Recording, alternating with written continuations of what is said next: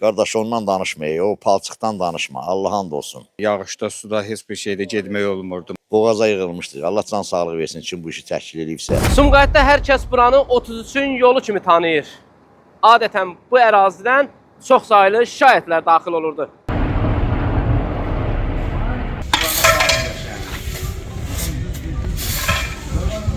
Bu yoldan istifadə edənlər üçün artıq şad xəbərimiz var. Çünki qışda palçıqdan, yayda isə toz torpaqdan əziyyət çəkməyəcəklər.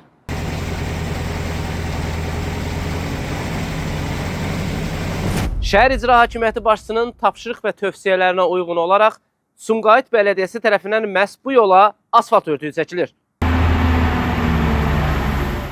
Sumqayıt şəhərində uzun illərdir sakinləri narahat edən yol problemi həllini tapır. Şəhid Şahmar Quliyev və Xəzər Yurt küçələrində geniş miqyaslı asfaltlanma işlərinə start verilib.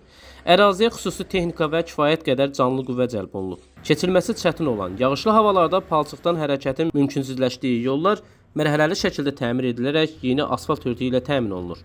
Sakinlərin sözlərinə görə xüsusilə qış aylarında vəziyyət daha da ağırlaşırdı. Nə uşaqları məktəbə aparmaq, nə də gündəlik hərəkət etmək mümkün olurdu. Aparılan işlər isə problemi kökündən həll edir. Artıq küçələrdə rahat və təhlükəsiz hərəkət mümkündür. Çoxdan gözləyirdik bu günü. Allah canlarını sağ eləsin kim. Artıq yollarınıza asfalt örtüyü çəkilir. Çox gözəl, çox gözəl. Özümüzə təbrik edirəm sizi də, hamınızı. Deməli, bizim bu yollar bərbad gündə idi, çox dözülməz vəziyyətdə idi. Yağışda, suda heç bir şeydə getmək olmurdu maşınların əlinə. Sağ olsun dövlətimiz bu şikayətimizdən sonra baxıldı, sağ olsunlar bərpa elədilər yolumuzu. Məsul qurumların məlumatına görə layihə çərçivəsində yol yatağı bərpa edilir, səth hamarlanır və yüksək keyfiyyətli asfalt örtüyü döşənir. Yola ümumilikdə 5000 kvadrat metr asfalt örtüyünün çəkilməsi nəzərdə tutulub. İşlərin qısa müddət ərzində tamamlanması üçün bütün imkanlar səfərbər olunub. Sakinlər görülən tədbirləri müsbət qarşılayır və göstərilən diqqətə görə təşəkkür edirlər.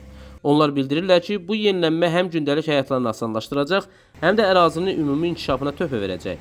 Hazırda hər iki küçədə asfaltlanma işləri sürətlə davam etdirilir. Nizami Rəsulov, Fərad Ələkbərli, xüsusi olaraq Dinas TV üçün.